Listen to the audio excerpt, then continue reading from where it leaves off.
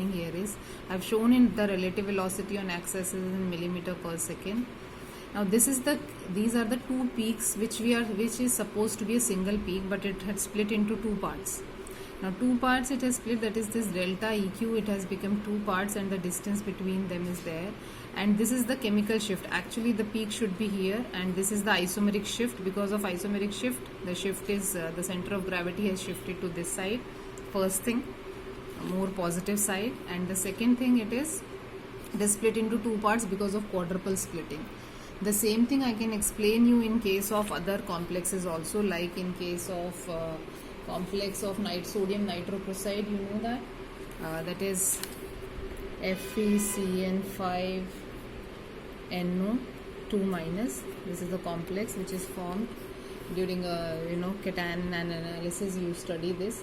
Now in this also again the splitting we see a splitting similar to that. Obviously the distance is little more, and this splitting is due to ligand asymmetry. You can see all the ligands are not symmetric, but still the splitting will be seen. The same thing happens in case of iron pentacarbonyl also, but here there is no ligand symmetry, but due to the electric field gradient exists. Why? Because of its structure. You know that it exists into trigonal bipyramidal compound in the form of trigonal bipyramidal, which leads to electric field gradient. That is, it is a non-cubic, low symmetric. So it again splits into two parts and it gives rise to two peaks. So in both the cases we get a spectra. I can plot the spectra stays same for nitroprusside as well as for the pentacarbonyl. Just the difference is little more in both the cases. Here the delta is somewhere in case of pentacarbonyl minus 165 millimeter per second. So here also EFG is not equals to 0. That's why it is splitting. And here again EFG is not equal to 0. But the reason for EFG being non-equal to 0 is different in both the cases. So you should be clear why the things are changing and why it is the splitting is happening. Okay, like suppose for example if I consider FeCN6 4 minus and then FeCN6 3 minus. Here the electronic configuration is T2G6, right? 4 minus, and here it is T2G5. So what happens? Can you predict what are the number of peaks, how the peaks are going to be? So in this case you can say it is completely spherically symmetric with respect to the electronic distribution as well as with respect to the ligand distribution. So there will be no splitting in the peak. But in this case obviously ligand distribution is symmetric. Ligand distribution is symmetric. But electronic distribution, that is non-symmetric. So what happens? It results in Jahn-Teller distortion, and finally you have a doublet of peak in this case. Okay. Now let's discuss, since we are discussing the same example, their delta values also. The delta value for FeCN6, in one case when you are talking about a ferricyanide which is a low spin, so the delta value is negative in this case compared to those of high spin iron 3, that is compared to those for high spin iron 3 complexes, which indicates more electron density at the nucleus in ferricyanide complexes. Now why this happens is due to the increased pi bonding in complexes, which removes the d electron density from the metal and thus decreasing the shielding of s electrons, and this affects the electron density at the nucleus and decreases the isomeric shift. Thus both strong sigma donors and pi acceptors, they both decreases the isomeric shift in case they are strong sigma donor or strong pi acceptors. So whenever high spin to low spin transition happens, I think it was not clear. Now I can see. Whenever high spin to low spin transition is there is a decrease in delta value is observed. Delta value decreases. The d electrons are now delocalized by the bonding interactions, which decreases their shielding of the nucleus. This is what happens when we talk about the low spin ferricyanide complexes, because we have seen there is a difference in value. I can give you the value and then you can compare yourself. Like suppose we are talking about K4FeCN6. It has a delta value of 0.05 millimeter per second. And when we are talking about K3FeCN6, it is a delta value of minus 0.15 millimeter per second. Now you compare, it has gone to more negative side for this compared to this one. We have discussed the reason. One more example I want to discuss, that is iron carbonyl complexes. This comes as a direct question. Sometimes it has come several times. Fe2CO9, Fe3CO12 and FeCO5. How their spectra varies actually.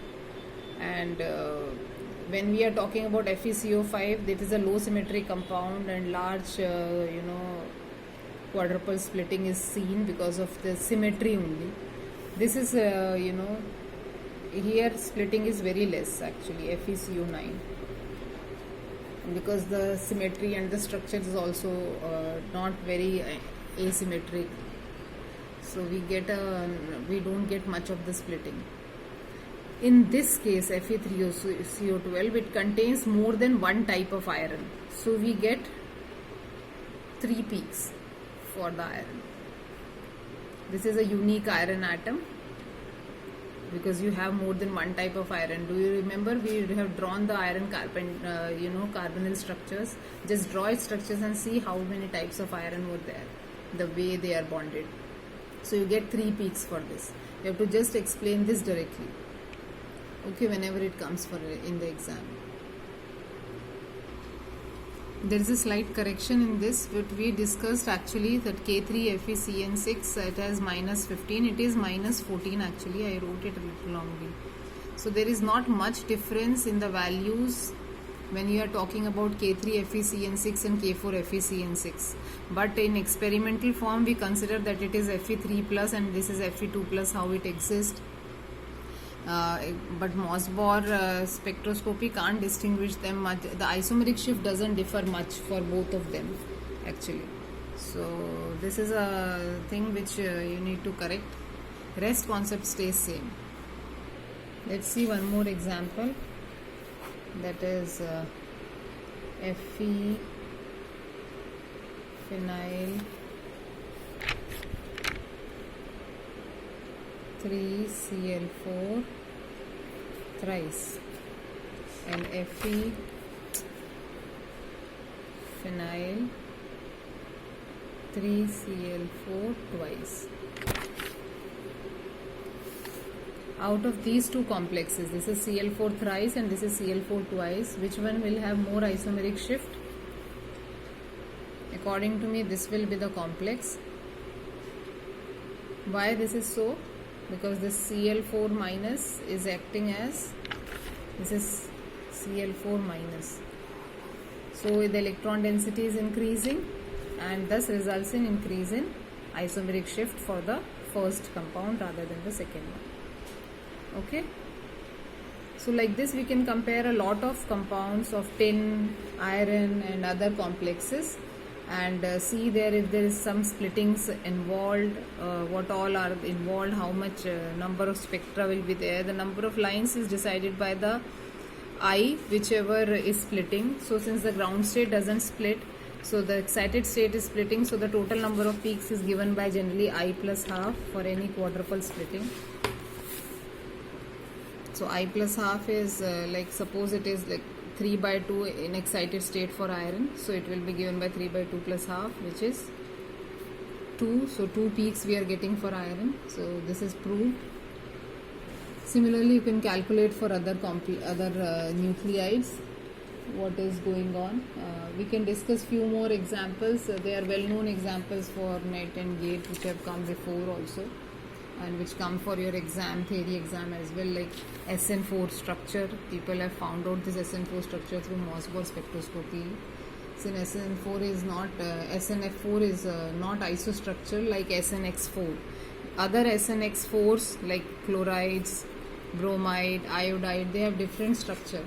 But this is a polymeric structure, so it gives a different spectra. As the electronegativity increases, so the shift decreases.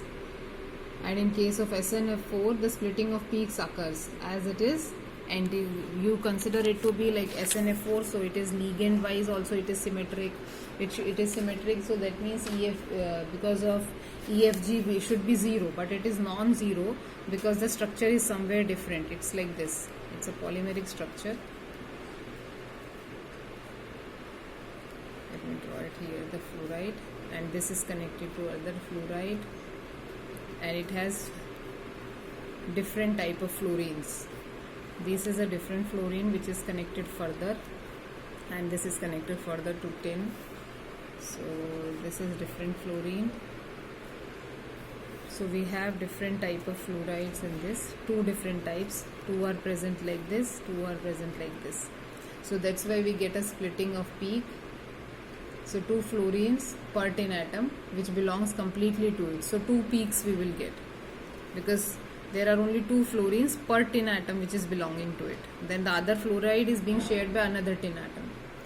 Since the correlation is negative, it shows bonding electron density is concentrated on tin atoms as the electronegativity of ligands decreases. Now this can be used to calculate the electronegativity of ligands also, organic ligands. In case you substitute fluoride, some of the fluoride with other organic ligands, then we can calculate the electronegativity of organic ligand coordinated to the metal center. So we get 2 peaks in this case because of the structure. So somebody can ask you, when SNX4 others have a simple spectra, why SNF4 has a different type of spectra.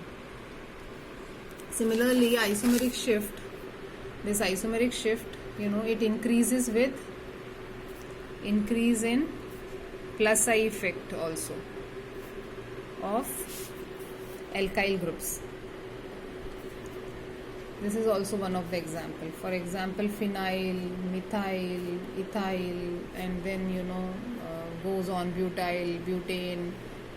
So the difference is there. One more substituted tins are there, SaR4SN. Then in case I substitute it with one halogen, it goes like this, decreases, R2SNX2. So for a given halogen, it increases in this order in case there is a particular halogen. We are talking more about chlorides and bromides here. Okay. So these are few examples which are the major examples I have discussed during in this. Then there can be n number of compounds for these elements, and which we can go on like discussing during the classes. So we will be discussing few more examples regarding iridium, tellurium, ruthenium. But the major point stays same what we have discussed till now. The factors on which the isomeric shift is splitting and the factors on which the quadruple splitting is there. So the splitting should be little clear to you. Okay, that's all for this video. Thank you.